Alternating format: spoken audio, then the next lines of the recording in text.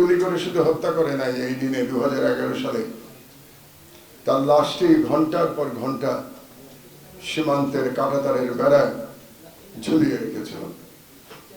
এমন নির্মম ঘটনা আপনি একমাত্র ফিলিস্তিন ছাড়া পৃথিবীর আর কোথাও দেখতে পাবেন না।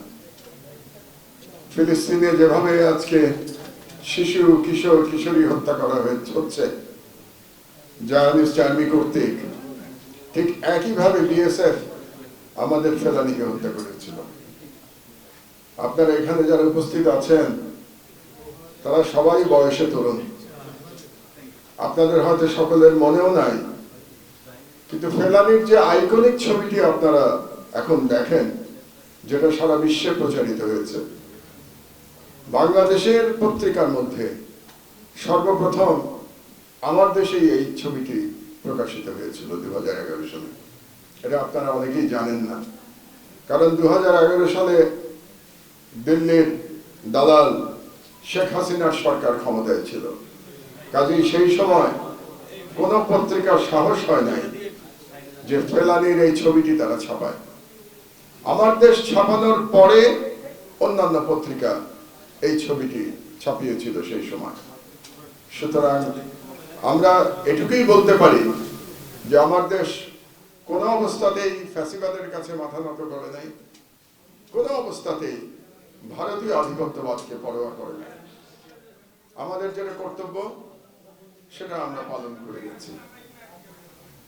একটু আগে আমাদের তরুণ বক্তা সে তার বক্তব্যে দীর্ঘ বক্তব্য দিয়েছে এবং সেখানে সে বিভিন্ন সীমান্তের কথা বলেছে, ভারত পাকিস্তান সীমান্তের কথা বলেছে, মেক্সিকো আমেরিকার সীমান্তের কথা বলেছে।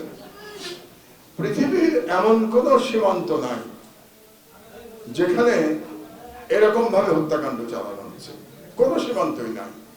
আলাদা করে নাম বলার কোনো প্রয়োজন নাই। যেমন আপনারা জানেন যে দক্ষিণ কোরিয়া এবং উত্তর কোরিয়ার মধ্যে কি ধরনের শত্রুতামূলক সম্পর্ক বিদ্যমান, কিন্তু সেখানেও এ ধরনের ঘটনা ঘটে না।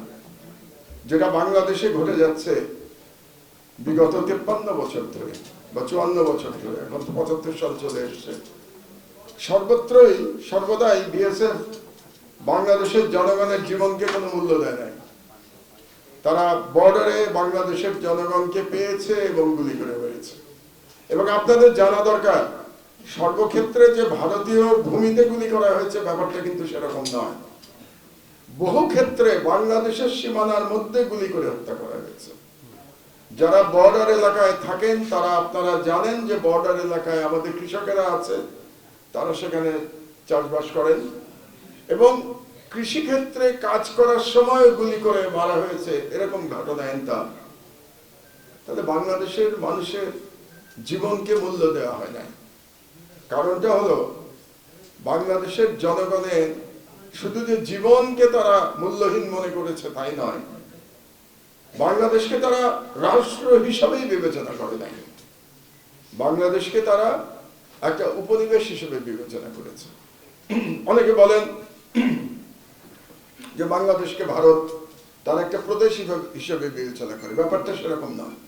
প্রদেশেরও কিছু ক্ষমতা থাকে, প্রদেশের বিরুদ্ধে চাইলেই কিছু করা যায় না। যেটার এক্সাম্পল আপনারা দেখবেন যে প্রায়শই পশ্চিমবঙ্গের মুখ্যমন্ত্রীর সাথে দিল্লির প্রধানমন্ত্রীর বাদানুবাদ হয়, ঝগড়াঝাটি হয়, কারণ পশ্চিমবঙ্গের মুখ্যমন্ত্রীর একটা ক্ষমতা আছে, যে ক্ষমতাটা ভারতীয় সংবিধান তাকে দিয়েছে।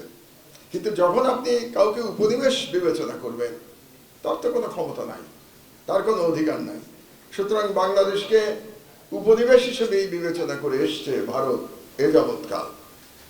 এবং বাংলাদেশে শেখ হাসিনার শাসনের মাধ্যমে সেই উপনিবেশকে তারা পাকাপোক্ত করতে চেয়েছিল এবং 15 বছরেরও কিছু দীর্ঘ সময় বাংলাদেশের রাষ্ট্রের কোনো মূল্য ছিল না, বাংলাদেশের জনগণের কোনো মূল্য ছিল না। কাজেই আমাদেরকে ফেলানীর মতো হত্যা করে গেছে। তবে ফেলানী মারা গেছে, কিন্তু ফেলানী একটা প্রতিবাদ স্বরূপ আমাদের সামনে আবির্ভূত হয়েছে, মরে গিয়েও। কারণ ফেলানীর যে ছবি, এটা একটা আইকনিক ছবি আমরা বলি, কিন্তু সবচেয়ে বড় কথা এটা বাংলাদেশের মানচিত্রের ছবি। আমি ফেলানির এই ছবির মধ্যে বাংলাদেশের মানচিত্র দেখতে পাই, যে বাংলাদেশের মানচিত্রকে আক্রমণ করে গুলি চালানো হচ্ছে। বিষয়টা আমি এভাবে দেখি, ফেলানি শুধু একটি নাম নয়, ফেলানি শুধু একজন কিশোরী নয়, ফেলানি বাংলাদেশের প্রতিচ্ছবি। তো সেই অর্থে আজকের দিনটি অত্যন্ত গুরুত্বপূর্ণ, এবং এই দিনে প্রতিবার আমাদের প্রতিজ্ঞা করা উচিত যে আমরা ভারতীয় সম্প্রসারণবাদের বিরুদ্ধে, ভারতীয় হেজেমনির বিরুদ্ধে আমরা ঐক্যবদ্ধভাবে লড়াই করে যাব। এবারের যে বিপ্লব, যে জুলাই বিপ্লব হয়ে গেল, এই বিপ্লবের সাথে বাংলাদেশে আপনারা অনেকের অভ্যুত্থান বলছেন, আমি শুনছিলাম আপনাদের বক্তব্যে। আমি এটাকে বিপ্লব হিসেবেই দেখতে চাই, এবং এখনো দেখতে চাই আমি বিপ্লব হিসেবে। বিপ্লব হয়তো এখনো সম্পূর্ণভাবে সফল হয় নাই, কারণ বিপ্লবের সফল হতে কতগুলো এলিমেন্ট দরকার, সবগুলো এলিমেন্ট এখনো আমাদের পরিপূর্ণ হয় নাই, কিন্তু আমি এটাকে বিপ্লবই দেখতে চাই, এবং আমি দেখতে চাই বিপ্লব পরিপূর্ণতা লাভ করেছে। এই বিপ্লবের সাথে আগে যে অভ্যুত্থানগুলো হয়েছে, যেমন ধরুন 1990 সালের যে গণ অভ্যুত্থান, যে গণ অভ্যুত্থানে স্বৈরাচারী এরশাদের পতন হয়েছিল, তার সঙ্গে একটি চরিত্রগত পার্থক্য আছে। একটু আগে আমার আগের যে বক্তা তিনি বলছিলেন, তিনি ব্যাখ্যা করছিলেন তার মতো করে, যে বাংলাদেশের জনগণ কেন জুলাই বিপ্লবে জীবন দিতে হাজারে হাজারে রাস্তায় নেমে আসলো। এটা নিয়ে আমার একটা পুরনো ব্যাখ্যা আছে। আপনারা যারা আমার লেখালেখির সাথে আপনারা যারা পরিচিত, আমার বক্তব্যের সাথে যারা আপনারা পরিচিত, যারা আগে শুনেছেন, এই ব্যাখ্যাটা আমি দেওয়ার চেষ্টা করেছি বহুবার। মানুষ কখন জীবন দেয়, এটা একটা খুব গুরুত্বপূর্ণ প্রশ্ন, কারণ মানুষের কাছে তার জীবনটি খুবই গুরুত্বপূর্ণ, সবচেয়ে দামি তার নিজের জীবন। সেই জীবন কখন উৎসর্গ করে, এই ব্যাপারে আমার তিনটি ব্যাখ্যা আছে। একটি হচ্ছে ব্যক্তিগত কারণে মানুষ জীবন উৎসর্গ করে, যেমন ধরুন কোনো হতাশা থেকে, কিংবা কোনো প্রাপ্তি অপ্রাপ্তির বেদনা থেকে, পারিবারিক অশান্তি থেকে মানুষ জীবন দেয়, তার মানে জীবনের প্রতি বীতশ্রদ্ধ হয়ে মানুষ জীবন দেয়। এর বাইরে মানুষ জীবন দেয় দুটো কারণে। একটা হলো তার নিজের দেশের জন্য জীবন দেয়, অকাতরে জীবন দেয় মানুষ নিজের দেশের জন্য। দেশ বলা হয় না, দেশমাতৃকার জন্য সবাই এগিয়ে আসে, গুলিকে উপেক্ষা করে। আর তৃতীয় একটি কারণে জীবন দেয় মানুষ, মানুষ ধর্মের জন্য জীবন দেয়।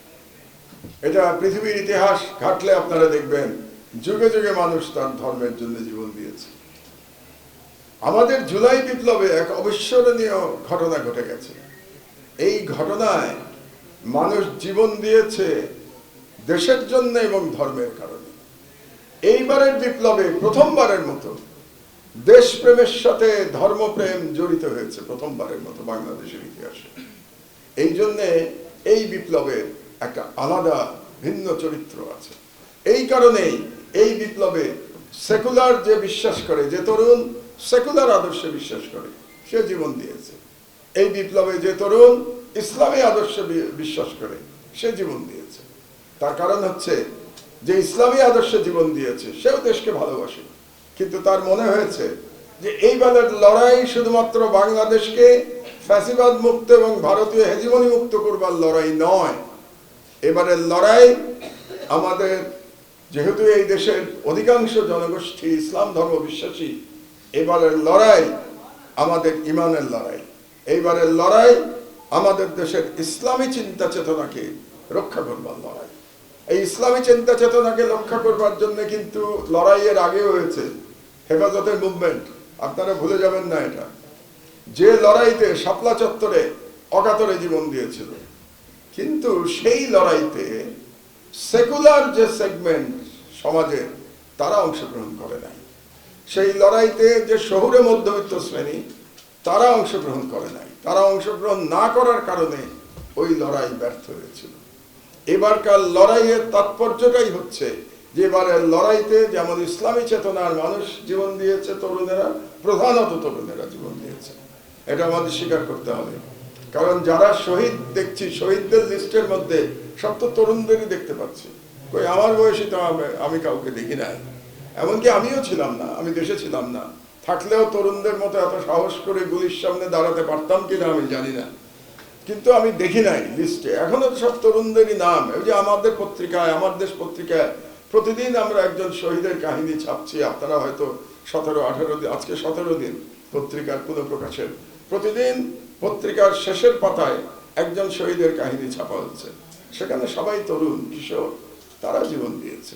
এমনকি আমি যদি 5 তারিখের, কারণ এই যে মুহূর্তে আপনার মনে রাষ্ট্র বাঁচানোর ইচ্ছা এবং স্বাধীনতার যে স্পৃহা, মানুষের ফ্রিডম, এটার স্পৃহা এবং আপনার ধর্ম বাঁচানোর স্পৃহা এক হয়ে গিয়েছে, আপনি এক কি বলবো, যে মানে একেবারে আপনাকে আর পরাজিত করা যায় না, অপরাজয় শক্তিতে পরিণত হয়েছে।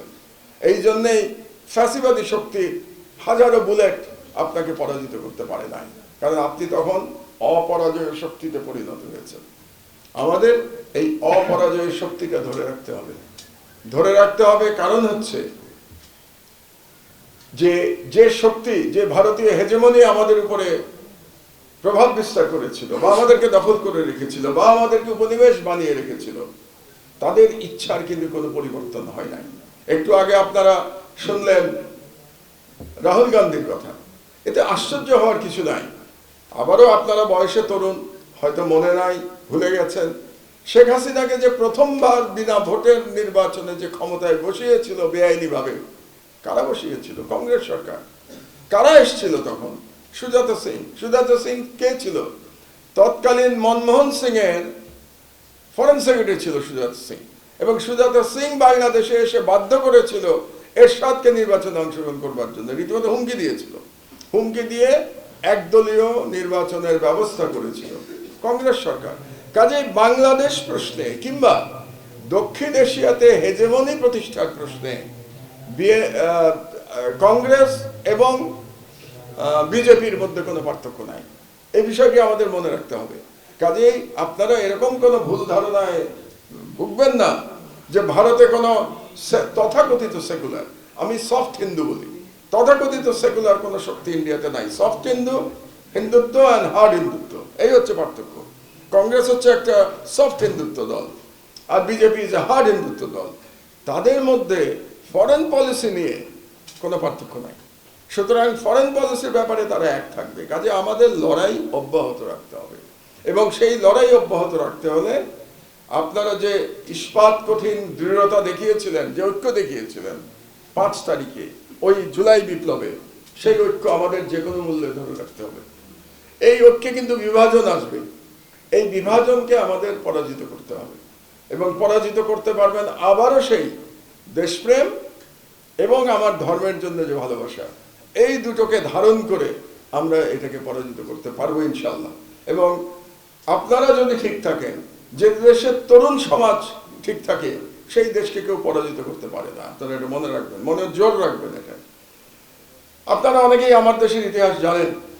শাহবাগের বিরুদ্ধে যখন আমার দেশ একা দাঁড়িয়েছিল, তখন কিন্তু তরুণ সমাজ বিভ্রান্ত ছিল।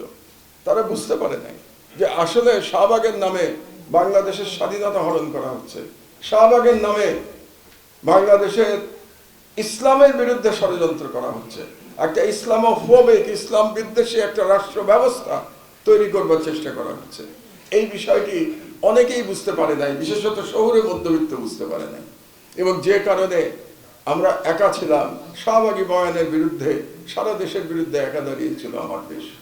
আলহামদুলিল্লাহ 11 বছর পরে প্রমাণিত হয়েছে আমার দেশের বয়ান সঠিক ছিল, শাহবাগী বয়ান ভুল ছিল, শাহবাগী বয়ান ষড়যন্ত্র ছিল, এবং আমার দেশের বয়ান রাষ্ট্রের পক্ষে ছিল, বাংলাদেশের জনগণের পক্ষে ছিল। আল্লাহর রহমতে এটা প্রমাণিত হয়েছে, এবং যে তরুণদের রক্তের বিনিময়ে এটা প্রমাণিত হয়েছে, সেই তরুণদের প্রতি আমি শ্রদ্ধা জানাই, এবং তাদের রক্তের বিনিময়ে বাংলাদেশ প্রকৃত স্বাধীনতা লাভ করেছে। কিন্তু প্রকৃত স্বাধীনতা লাভ করা এবং স্বাধীনতা ধরে থাকা এক বিষয় নয়। আপনাদেরকে একটা ছোট এক্সাম্পল আমি দেই, মিশরের এক্সাম্পল।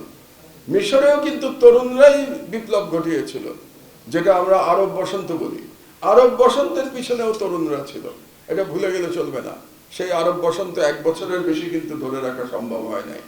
মুরসি সরকারের পতন হয়েছে, ইলেকশন হয়েছে, ইলেকশনে মুরসি ক্ষমতায় এসছে, মুরসি সরকার 1 বছরের মধ্যে পতন হয়েছে, এবং ইসরায়েল এবং আমেরিকার দালাল সিসি ক্ষমতা নিয়েছে এবং আজ পর্যন্ত সিসি ক্ষমতা নিয়ে বসে আছে। কারণ যে কথাটা আমার স্নেহভাজন একটু আগে বলল, যে কারণ হচ্ছে যে জায়নিস্ট যে এন্টিটি, তারা সিসির মাধ্যমে ইসরায়েলকে মিশরকে নিয়ন্ত্রণ করতে পারছে, শাসন করতে পারছে। এটা হচ্ছে সব থেকে কম খরচে, কম রক্তপাতে শাসন করা। তার তো কোনো সমস্যা নাই। বাংলাদেশও তাই। 15 বছর ধরে বাংলাদেশ কিন্তু ভারতীয় সেনাবাহিনী এসেছিল, আসে নাই তো, ভারতীয় এসেছিল। এখন এই ঘরের মধ্যেও আছে কিনা আমি জানি না, কারণ এত বেশি বিস্তৃত সারা দেশে, কোথায় কোথায় আছে আমি বলতে পারবো না। তো কাজেই এসেছিল, এখনো আছে বাংলাদেশে, কিন্তু সেনাবাহিনী তো আসে নাই। কিন্তু ভারত তো আপনাদেরকে উপনিবেশ বানিয়ে রেখেছিল। কাকে দিয়ে বানিয়েছিল? বানিয়েছিল বাংলাদেশেরই পুলিশ দিয়ে, বাংলাদেশের র্যাব দিয়ে, বাংলাদেশের সেনাবাহিনী দিয়ে, বাংলাদেশের আমলাতন্ত্র দিয়ে, বাংলাদেশের সাংবাদিকদের দিয়ে। এদেরকে দিয়ে তারা বাংলাদেশকে কলোনি বানিয়ে রাখতে পেরেছিল এবং এটা তাদের জন্য সবথেকে লাভজনক পরিস্থিতি ছিল। এরকম পরিস্থিতি যে আবার ফিরে আসবে না তার কোনো গ্যারান্টি নেই। কারণ ভারতীয় সম্প্রসারণবাদ, ভারতীয় হেজিমনি কারো না কারো উপরে তো সওয়ার হবে, কারো না কারো উপরে তো সওয়ার হয়ে বাংলাদেশ তারা আবার চালাতে চাইবে। এ ব্যাপারে আমাদের সতর্ক থাকা দরকার। এবং আপনাদেরকে বলবো, আপনাদের ঐক্যটা খুব জরুরি। ছাত্রদেরকে বলবো, বৈষম্য বিরোধী ছাত্র আন্দোলন আজকে অনুষ্ঠান, কিন্তু আপনাদের অনেকগুলো গ্রুপ তো আছে, আপনাদের নাগরিক কমিটি, আপনাদের সরকারে আপনাদের প্রতিনিধি আছে। কাজে আপনাদের যেন বিভাজন না হয় কি অনেক জায়গায় যখন আপনারা চলে যান, একটা বৈষম্য বিরোধী, একটা নাগরিক কমিটি, একটা সরকার, কাজে কার কি ইকুয়েশন আমার জানা নেই, আপনারা ভালো করে জানেন। কিন্তু সবার মধ্যে ঐক্যটা থাকা দরকার এবং চিন্তার ঐক্য, আদর্শের ঐক্যটা খুব জরুরি। তা আমি বিশ্বাস করি যে বাংলাদেশের তরুণ এক নতুন ইতিহাস রচনা করেছে।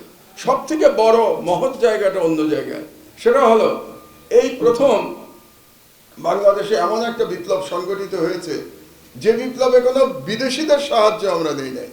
1971 সালে আমরা স্বাধীন হয়েছিলাম ভারতের সহায়তায়। সেই কারণে ভারত আজকে 54 বছর ধরে বাংলাদেশের উপরে তারা মাতব্বরি করার চেষ্টা করে যাচ্ছে। একই কথা, বাংলাদেশের জনগণ অকৃতজ্ঞ। তারা, আমরা যে তাদেরকে সহায়তা দিয়েছিলাম তারা এটা মনে রাখে নাই। কবে সহায়তা দিয়েছিল? 54 বছর আগে। তো সেটা এখনো তারা বারে বারে আমাদেরকে মনে করিয়ে দেয়। কারণটা হচ্ছে যে তারা তখন আমাদেরকে সহযোগিতা করেছিল। এবারের যে সব থেকে আমাদের আশার জায়গা, এবারের তরুণরা যে বিপ্লব করেছে, তারা কোনো বিদেশি শক্তির দিকে তাকিয়ে বিপ্লব করে নাই। তারা ভারতের দিকে তাকায় নাই, আমেরিকার দিকে তাকায় নাই, চীনের দিকে তাকায় নাই। তারা নিজেদের শক্তি এবং আল্লাহর রহমত এই দুটোর উপর ভরসা করে তারা লড়াই করেছে, জীবন দিয়েছে এবং শেখ হাসিনাকে পরাজিত করেছে, তাকে পালিয়ে যেতে বাধ্য করেছে। আর একটা কথা বলে রাখি, প্রথমবারের মতো কিন্তু শেখ হাসিনা পলায় নাই। এটা শেখ হাসিনার তৃতীয়বারের পলায়ন, এটা আপনারা ভুলবেন না। ইতিহাস সঠিকভাবে আমাদের সবার জানতে হবে। 3 বার পালিয়েছে শেখ হাসিনা, এটা তৃতীয়বারের পলায়ন। 3 বার, প্রথমবার কবে পালিয়েছে? যখন তার পিতা নিহত হয়েছিল 1975 সালের সেনা বিদ্রোহে, তার পিতা নিহত হয়েছিল এবং বাকশালের পতন হয়েছিল। তখন সে বাংলাদেশ থেকে পালিয়ে, সে তখন বিদেশে অবস্থান করছিল। তারপরে সে 6 বছর দিল্লির আশ্রয়ী ছিল। আপনারা অনেকেই হয়তো জানেন, কেউ কেউ জানেন না। 75 থেকে 81 6 বছর দিল্লির আশ্রয় ছিল এবং দিল্লি থেকে তাকে ব্রেন ওয়াশ করা হয়েছে। দিল্লি থেকে তাকে শেখানো হয়েছে কিভাবে বাংলাদেশে ফিরে এসে সে ভারতের স্বার্থ উদ্ধার করবে। এটা হলো প্রথমবারের পলায়ন।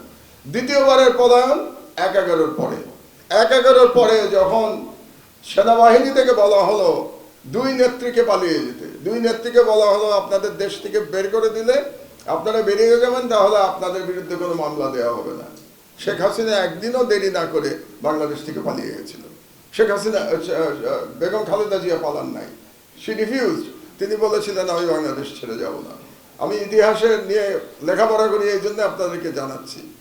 যখন বেগম খালেদা জিয়া বললেন যে আমি যাব না, তখন একটা মজার ঘটনা ঘটলো। তখন তো পলিটিক্যালি বেগম খালেদা জিয়া জিতে গেলেন হাসিনার উপরে, কারণ তিনি আর্মিকে চ্যালেঞ্জ করলেন, মঈনকে চ্যালেঞ্জ করলেন, চ্যালেঞ্জ করে বললেন আমি যাব না, আর হাসিনা পালিয়ে গেল।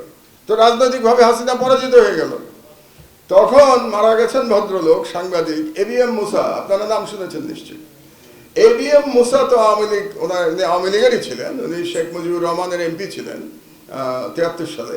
তো এবিএম মুসা শেখ হাসিনাকে ফোন করলেন, ফোন করে বললেন তুমি এটা কি কাজ করলা, তুমি পালিয়ে গেলা, খালেদা জিয়া থেকে গেল, তো তুমি তো রাজনীতিতে আর ফিরতে পারবে না, কারণ খালেদা জিয়া বলবেন যে উনি সাহসী, উনি আপোষ করেন নাই, উনি আপোষহীন, যে কারণে খালেদা জিয়াকে আপোষহীন বলা হয়, যে উনি ফিরবেন না।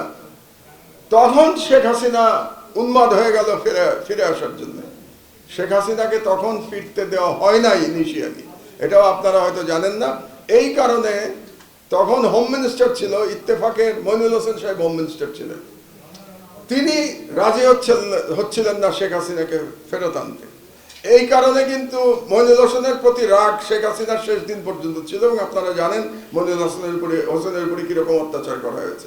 এটাও হাসিনার এক ধরনের প্রতিশোধ। হাসিনা যখন ফিরতে পারছিলেন না, তখন হাসিনা ফোন করলেন কাকে? প্রণব ব্যানার্জিকে, প্রণব বাবুকে ফোন করলেন। প্রণব বাবু তখন ভারতের পররাষ্ট্রমন্ত্রী। প্রণব বাবুকে ফোন করে বললেন যে আমাকে তো আসতে দিচ্ছে না, কারণ আমি না আসলে তো রাজনৈতিকভাবে আমি জিরো হয়ে যাবো, তো বেগম খালেদা জিয়া হিরো হয়ে যাবে। তখন প্রণব মুখার্জি ফোন করলেন মঈনকে, এবং মঈনকে বাধ্য করলেন যাতে শেখ হাসিনাকে ফিরে আসতে পারে। এটা হলো দ্বিতীয় পলায়নের কাহিনী। এবার হলো তৃতীয় পলায়ন। কাজে শেখ হাসিনা যে বলে না হাসিনা পালায় না, হাসিনা পালানোর জন্যই জন্মেছে। হাসিনা পালায় না মানে কি? ও বারে বারে পালায়, ও তো পালাবেই, ওর জন্ম হয়েছে পালানোর জন্য।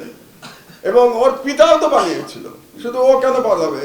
ওর পিতা কি 71-এ পাকিস্তান আর্মির কাছে সারেন্ডার করে নাই? সারা বাংলাদেশের জনগণকে রেখে শেখ মুজিব পাকিস্তান সেনাবাহিনীর কাছে আত্মসমর্পণ করেছিল নিজের জীবন দিয়ে, এবং শেখ মুজিবের পুরো পরিবার নিরাপত্তা পেয়েছিল পাকিস্তান আর্মির কাছে। সুতরাং বাংলাদেশের লোক নিহত হয়েছে, বাংলাদেশের লোক মুক্তিযুদ্ধ করেছে, কিন্তু শেখ মুজিব নিরাপদে ছিল, শেখ মুজিবের পরিবার নিরাপদে ছিল। এটাই হচ্ছে 71 সালের প্রকৃত ইতিহাস। এবার সে পালিয়েছে, আমরা কিন্তু চাই এবার পালিয়ে তাকে বাঁচতে দেওয়া যাবে না, এবার তাকে ফিরিয়ে আনতে হবে, ফিরিয়ে তার বিচার করতে হবে। আমি জানি না আপনারা কতজন আমার দেশ পড়েন প্রতিদিন। আমার দেশে গত কয়েকদিনে যে স্টোরিগুলি, আমাদের লিড স্টোরিগুলি গেছে, তার মধ্যে 3টা স্টোরির কথা আমি একটু আপনাদেরকে বলতে চাই।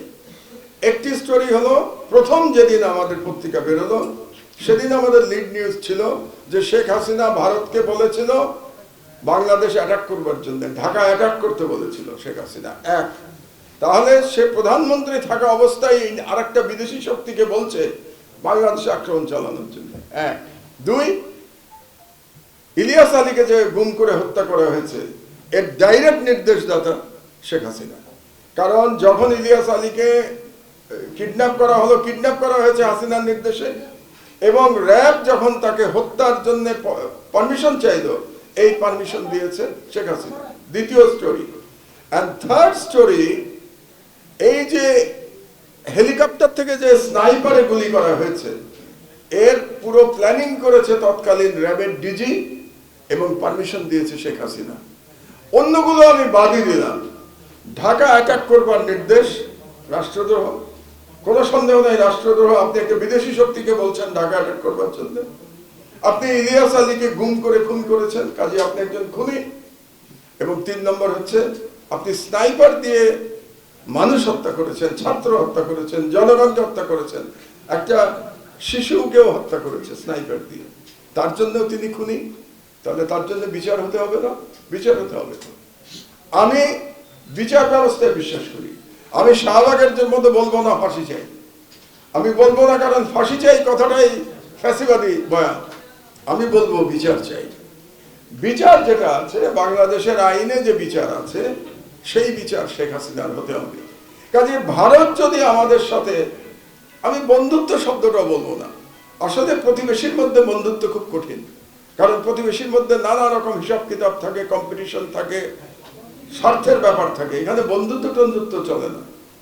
ভারত যদি বাংলাদেশের সাথে একটা ভারসাম্যমূলক সম্পর্ক চায়, আমি এই শব্দটাই বলবো, ভারসাম্যমূলক সম্পর্ক। আমরাও চাই ভারতের সাথে ভারসাম্যমূলক সম্পর্ক। এটা যদি চায় তাহলে অবশ্যই শেখ হাসিনাকে বাংলাদেশে ফিরিয়ে দিতে হবে, যাতে আমরা শেখ হাসিনার বিচার এই দেশে করতে পারি। এবং এটাই হবে আমাদের মিনিমাম ডিমান্ড ভারতের কাছে। এবং এই ডিমান্ডের উপর বেসিস করেই আমাদের ভারসাম্যমূলক যে সম্পর্ক সেটার সূচনা হতে হবে। যতদিন ভারত শেখ হাসিনাকে ফিরিয়ে না দেবে ততদিন ভারত আমাদের কাছে শত্রু রাষ্ট্র হিসেবে গণ্য হবে। কারণ সরাসরি আপনার একজন এত বড় অপরাধীকে যারা আশ্রয় দিয়েছে, শুধু আশ্রয় দেয়নি, ভারতে বসে হাজার রকম ষড়যন্ত্র চলছে, সেই ষড়যন্ত্রের নেতৃত্ব দিচ্ছে হাসিনা ভারতে বসে। কাজে এর থেকে বড় শত্রুতামূলক কর্মকাণ্ড আর হতে পারে না। কাজে এখন পর্যন্ত ভারত প্রমাণ করেছে যে India is an enemy of Bangladesh. কাজে সে যদি এনিমি থাকতে না চায়, হাসিনাকে ফিরিয়ে দিন, আমরা অবশ্যই একটা ভারসাম্যমূলক সম্পর্কের দিকে এগিয়ে যাব। আমার বক্তব্য আমি আর দীর্ঘায়িত করবো না, আমাদের মাগরিবের আজানের সময় হয়ে গেছে। আমি ফেলানির স্মৃতির প্রতি শ্রদ্ধা জানাচ্ছি, আল্লাহর কাছে তার রুহের মাগফিরাত কামনা করছি এবং আমি আপনাদের সবার কাছে আহ্বান জানাচ্ছি, আসুন আমরা ঐক্যবদ্ধ থেকে ভারতীয় হেজেমনিকে প্রতিহত করি। আর আমার দেশের যে কর্তব্য, আমার দেশের কর্তব্য হচ্ছে বাংলাদেশের জনগণকে সত্য তথ্য জানানো এবং বাংলাদেশকে জনগণকে স্বাধীনতার চেতনায় উদ্বুদ্ধ করা। এবং সেই কাজটি আমরা 17 দিন ধরে করে যাচ্ছি পুনঃপ্রকাশের পর থেকে। ইনশাআল্লাহ যতদিন আমার দেশ আমরা চালাতে সক্ষম হব, ততদিন ধরে আমার দেশ স্বাধীনতার কথা বলবে, মানবাধিকারের কথা বলবে এবং বাংলাদেশের জনগণের অধিকারের কথা বলবে। আপনারা ভালো থাকুন। আল্লাহ হাফেজ। বাংলাদেশ জিন্দাবাদ।